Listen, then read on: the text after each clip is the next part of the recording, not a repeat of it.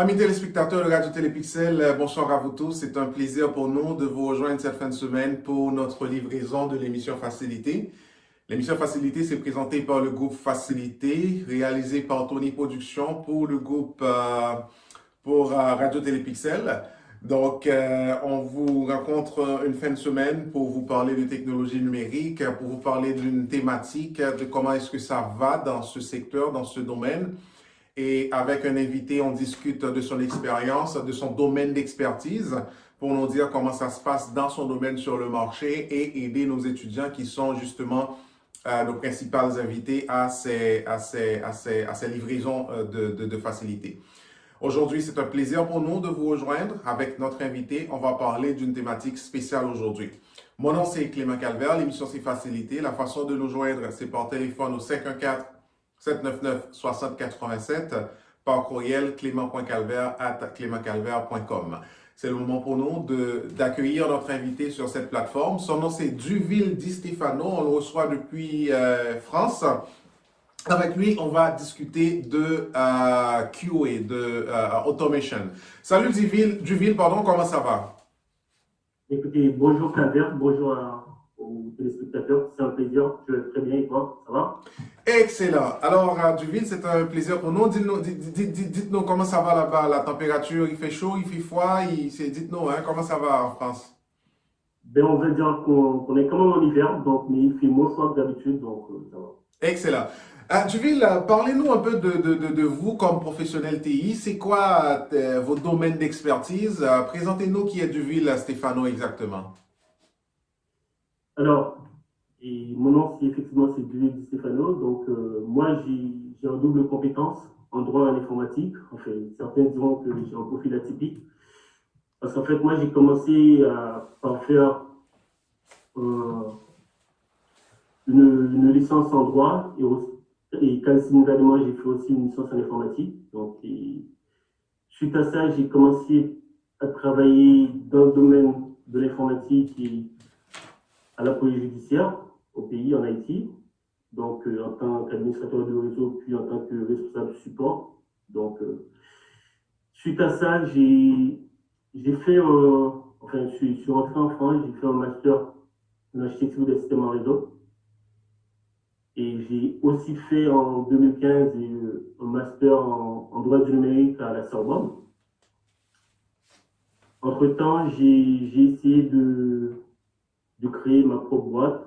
Donc, on a créé un logiciel qui s'appelait Pitscoli. Enfin, c'est une application web qui s'appelait Pitscoli. Finalement, j'ai intégré une ESN où je travaille comme QA, donc comme consultant en qualification, depuis maintenant 5 ans. Voilà, donc c'est un peu mon parcours. Donc, je suis certifié ISTQB, Foundation et Agile. Donc, je travaille en tant que QA pour différentes missions. Ok, Duville, on va étaler notre entrevue sur le QA, en fait, ce qu'on appelle assurance qualité, Quality Assurance. Donc, c'est ce que vous faites comme travail présentement en technologie. Est-ce que vous pouvez nous parler en quoi consiste le QA? C'est quoi ça veut dire automation testing? Je sais, c'est ça vos domaines d'expertise en tant que QA. Parlez-nous un peu de ça. C'est quoi, quand on parle d'assurance qualité, en quoi exactement ça consiste? Ben, l'assurance qualité, si vous voulez, c'est un peu, en fait, comme son nom l'indique, c'est la partie du développement logiciel qui s'occupe de la qualité du logiciel, c'est-à-dire du rendu du logiciel. Donc, nous, on a cette responsabilité de nous assurer que le logiciel, le rendu sera de bonne facture, c'est-à-dire qu'il n'y aura pas de bug, que ce que le client avait demandé, c'est bien ce qu'il a eu. Donc, globalement, c'est un peu ça l'assurance qualité. Mais normalement, au niveau de l'assurance qualité, il y a différents niveaux, en fait. Si vous voulez, il y a les tests, il y a les tests unitaires ou tests de composants qui sont faits surtout par des développeurs. Mais il y a ce qu'on appelle aussi, dans un deuxième niveau, les tests d'intégration qui sont faits soit par des développeurs ou par des QA qui ont des appétences techniques. Et ensuite, il y a les tests système, et surtout les tests fonctionnels qui sont faits par des QA, on va dire, fonctionnels ou des automaticiens. Mhm. Et finalement, on a les tests d'acceptation. Donc, moi, je suis surtout aux deux niveaux, c'est-à-dire entre les tests d'intégration et les tests automatiques. Voilà. OK, parfait. Dans le cadre d'un projet du ville, c'est quoi l'importance d'avoir l'intégration ou du moins l'implication de cette discipline dans le cadre d'un projet de développement logiciel? Pourquoi est-ce que c'est important l'assurance qualité? Pourquoi Ah ben, investir dans cette discipline, si on peut dire? écoutez, normalement, tout projet qui se respecte aujourd'hui a besoin de l'assurance qualité. Mhm, C'est-à-dire, le rendu, l'image et d'une application a beaucoup d'importance. C'est-à-dire, normalement, les développeurs, si vous voulez, dans le cadre du développement logiciel, les développeurs, ils ont leur tâche, c'est-à-dire, eux, ils font que développer ce qu'on leur demande, les fonctionnalités qu'on leur demande. mhm. Mais nous autres, nous avons la responsabilité de nous assurer que ce qui était prévu, c'est bien ce qui a été développé. Et si ce n'est pas le cas, on a la responsabilité de rappeler le développeur par rapport à la fonctionnalité, de lui dire, écoutez, ça ne marche pas. Et donc, si on le met comme ça en environnement de production, voilà ce que cela risque de produire. Donc, si vous voulez, c'est le tiers de confiance du client. C'est-à-dire le client, quand il demande enfin, quand il fait la demande de la réalisation d'un produit logiciel, donc il s'attend à ce que ce produit respecte justement ce qu'il voulait. Donc, le développeur, il fait son travail, mais nous sommes, si vous voulez, l'assurance même du client que ce qui sera rendu, c'est-à-dire ce qui sera en environnement de production, c'est bien ce qu'il a demandé et qu'il n'y aura pas de soucis. OK. Si je comprends bien aussi, je dois le dire, il y a une forme de responsabilité. Vous vous en chargez de tout ce qui va se passer en production en tant que comment dire, testeur, parce que le développeur, lui, c'est comme s'il se décharge en vous remettant tout le package à tester.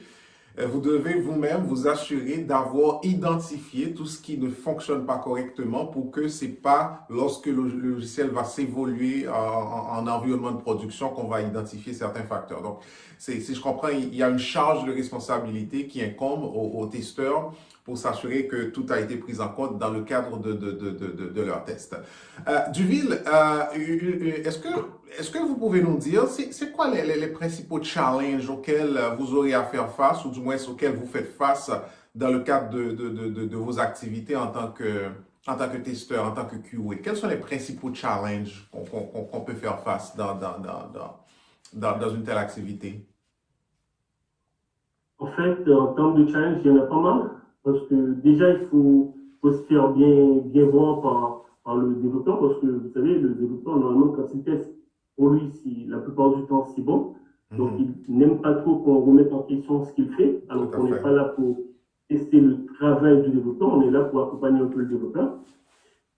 Et ensuite, on a aussi une très belle responsabilité, tu l'as dit tantôt, par rapport aux clients, parce que c'est quasiment nous le dernier maillon de la chaîne. Dans la mesure où si on dit que c'est bon, c'est-à-dire on donne notre go, on donne notre OK pour mettre en production, ben, s'il y a quoi que ce soit de mauvais qui se passe en production, les principaux responsables, ce sont les testeurs. Ce n'est pas le développeur, ce n'est pas la maîtrise d'ouvrage, non, ce sont les testeurs. Donc nous avons une très belle responsabilité par rapport à ça. Et Duville, qu'est-ce qui vous passionne dans votre travail en tant qu'assureur qualité, en tant qu'une personne qui a une grande responsabilité de donner le OK pour qu'un produit puisse aller dans un environnement de production? C'est quoi votre passion? Dites-nous. Ben, dans un premier temps, c'est le challenge et c'est aussi enfin, c'est vraiment la responsabilité qu'on a par rapport aux clients et par rapport aux utilisateurs aussi, et même aux développeurs, c'est-à-dire toutes les parties prenantes du projet. Et nous, je ne veux pas dire qu'ils nous sont redevables, mais il y a cette, comment dire, il y a cette sensation de savoir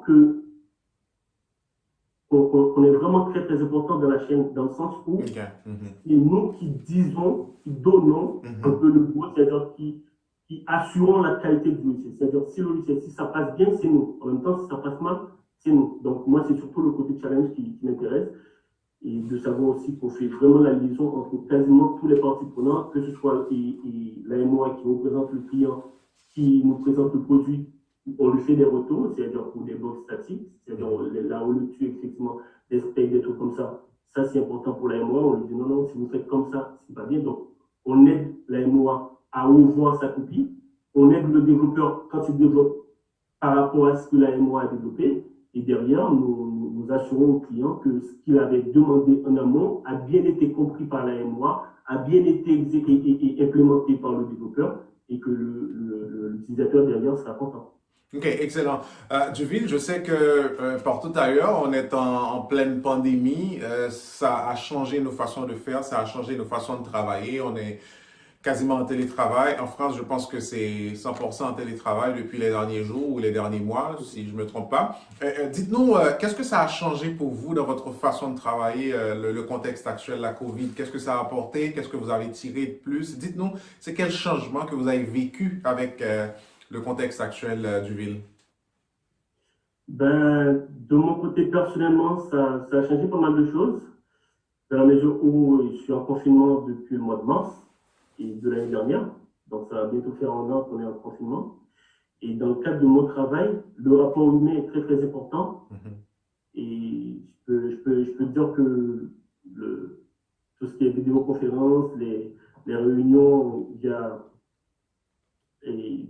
Teams ou autres outils sont importants, mais ça ne peut pas remplacer le contact direct qu'on a avec le développeur. Donc, des fois, ça prend beaucoup plus de temps pour corriger un bug. Et on a beaucoup plus de réunions. Par moment, en tant que QA, par rapport à la responsabilité qu'on a sur la qualité du logiciel, donc on a parfois l'impression aussi qu'on passe beaucoup plus de temps à travailler qu'avant, puisqu'on a accès aux plateformes, etc. Donc, c'est un beau challenge. Donc, voilà. Duville, les étudiants, ce sont les principaux auditeurs, ce sont nos principaux, c'est notre cible, c'est notre public cible. C'est pour eux qu'on réalise ces dialogues avec des professionnels pour nous parler de leur expérience, pour nous parler de ce qu'ils font sur le marché du travail, de leur domaine d'expertise, comme vous qui s'expertise en assurance qualité. Et aujourd'hui, si vous avez un conseil à donner aux étudiants qui nous écoutent, qui étudient en TI et qui se questionnent encore sur plusieurs facteurs, sur c'est quoi la QA, c'est quoi le marché du travail, c'est quoi l'environnement et qui se préparent justement pour affronter le marché, en vos propres mots, quels seraient vos conseils pour notre auditoire qui nous écoute aujourd'hui, Duville? Dans un premier temps, je dirais que c'est aux étudiants que c'est un secteur très très porteur, QA. Et c'est un secteur qui est à la fois exigeant, mais si vous voulez, qui demande, dépendamment de leur position, quelques appétences techniques, si on veut devenir, par exemple, automaticien. Donc, ça demande des fois de faire des scripts. Donc, on n'est pas forcément développeur, mais on développe quand même des scripts, si je peux dire ça. Et après, on a aussi cette chance de connaître beaucoup de métiers en tant que QA. Et on devient par la suite expert du métier sur lequel on travaille. Et moi, je pense que normalement, aujourd'hui, tout étudiant, que ce soit en informatique ou dans d'autres domaines aussi, c'est aussi ça l'avantage du QA, c'est qu'on n'est pas forcément informaticien pour être QA. Donc, on peut être QA fonctionnel et ne pas être un informaticien de premier degré, c'est-à-dire ne pas avoir une licence ou une maîtrise en informatique. Donc, aujourd'hui, je pense que une fois qu'on a la rigueur et qu'on a quelques connaissances techniques, on est censé pouvoir et avoir sa place dans ce métier qui a de plus d'importance. Voilà. OK, excellent. Duville, je vous remercie énormément d'avoir pris le temps de nous parler, de partager vos compétences et connaissances avec notre auditoire. Je sais que ça a été un petit peu compliqué par rapport au décalage horaire, mais vous avez fait l'effort nécessaire pour nous rejoindre. Merci Duville, c'était tout un plaisir pour nous de discuter avec vous. Écoutez, c'est moi qui vous remercie, Kader. Donc, et merci à tous l'auditoire de m'avoir écouté. Donc, j'espère qu'on aura d'autres occasions de partager davantage de choses. Excellent. Mesdames et messieurs, notre invité c'était Duville Di Stefano. On l'a reçu en direct de France. Avec lui, on a discuté QA. Il nous a parlé de c'est quoi ce qu'on appelle l'assurance qualité, comment ça fonctionne, pourquoi c'est important dans un projet d'avoir l'assurance qualité. Et lui, il a une double compétence, comme il a dit. Il est dans le domaine des TI, mais il se connaît aussi en droit. Donc, une prochaine fois, on aura à le recevoir pour parler de l'informatique et les droits ensemble, pour faire une symbiose entre les deux, pour vous montrer quels sont les droits, comment ça existe, comment matcher ces deux compétences en TI. Donc, je vous promets cette émission avec Duville une prochaine fois. Je vous remercie de votre temps, de nous avoir écoutés. Mon nom c'est Clément Calvert, l'émission c'est Facilité, c'est réalisé par Tony Productions pour le compte de Radio Télépixel.